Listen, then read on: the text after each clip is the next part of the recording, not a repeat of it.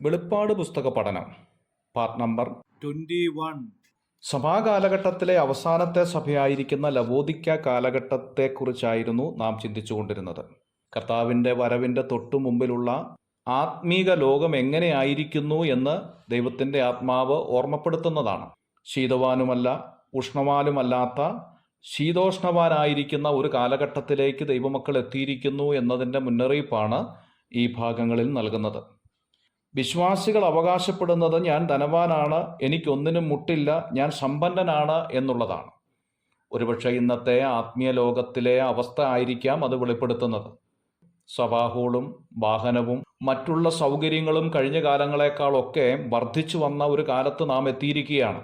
എന്നാൽ കർത്താവ് അവരോട് പറയുകയാണ്, നീ നിർഭാഗ്യവാനാണ് എന്നുള്ളതാണ്. വെളിപ്പാട് പുസ്തകം 1-ാം അധ്യായത്തിൽ നാം വായിച്ചപ്പോൾ ആമുഖമായി ചിന്തിക്കുകയുണ്ടായി, ഈ വചനം വായിക്കുന്നവനും വായിച്ചു കേൾപ്പിക്കുന്നവനും ഇതിലെ കാര്യങ്ങൾ പ്രമാണിക്കുന്നവനും ഭാഗ്യവാനാണ് എന്ന് കാണും.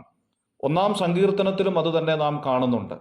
അങ്ങനെയെങ്കിൽ ദൈവജനത്തെ നോക്കി നിർഭാഗ്യവാൻ എന്ന് പറയുമ്പോൾ ദൈവവചനത്തിന് മുൻസ്ഥാനം കൊടുക്കാതെ പാരമ്പര്യത്തിന് പ്രാധാന്യം കൊടുത്തതുകൊണ്ട് ഭാഗ്യവാൻ എന്ന അനുഗ്രഹിക്കപ്പെട്ട പദവിയിൽ നിന്ന് തഴഞ്ഞ് നിർഭാഗ്യവാൻ എന്ന പദവിയിലേക്ക് നിൽക്കപ്പെടുകയാണ്.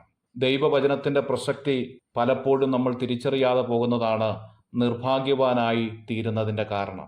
ആത്മീയ ലോകത്ത് കഴിഞ്ഞ നാളുകളെ അപേക്ഷിച്ച് ബൈബിൾ പഠനവും ക്ലാസ്സുകളും ധാരാളമുണ്ട് എങ്കിലും നാം കേൾക്കുന്ന ദൈവവചനത്തോടുള്ള ബന്ധത്തിൽ നമ്മുടെ ആത്മീയ കൂറ് എത്രമാത്രമുണ്ട് എന്നുള്ളതാണ് ചോദ്യം ചെയ്യപ്പെടുന്നത്. കർത്താവ് വരവിന്റെ മുമ്പിലുള്ള ദൈവമക്കളെ നോക്കിക്കൊണ്ട് പറയുകയാണ്, നീ നിർഭാഗ്യവാനാണ് എന്ന് പറയുകയാണ്. ദൈവവചനത്തിന് പ്രാധാന്യം കൊടുക്കാതെ പാരമ്പര്യത്തിന് പ്രാധാന്യം കൊടുത്താൽ നിർഭാഗ്യവാൻ എന്ന പദവിയിലേക്ക് നാം തഴയപ്പെടും. രണ്ടാമത് പറയുകയാണ്, നീ അരിഷ്ടനാണ് എന്ന്. റോമാലേഖനം 7-ാം അധ്യായം അതിൻ്റെ 24-ാം അധ്യായത്തിൽ അപ്പോസ്തലനായിരിക്കുന്ന പൗലോസ് ഇതേ കാര്യം ഓർമ്മപ്പെടുത്തുന്നുണ്ട്. നാം ഈ ആയുസ്സിൽ മാത്രം ക്രിസ്തുവിൽ പ്രത്യാശ വച്ചിരിക്കുന്നുവെങ്കിൽ സകല മനുഷ്യരും അരിഷ്ടനത്രേ എന്നാണ്. ഈ ലോകത്തിലുള്ള ചിന്ത മാത്രമാണ് ഒരു ദൈവപൈതലിനെ ഭരിക്കുന്നത് എങ്കിൽ ആ മനുഷ്യനെ നോക്കി സ്വർഗം പറയുകയാണ്, നീയൊരു അരിഷ്ടനാണ് എന്ന്.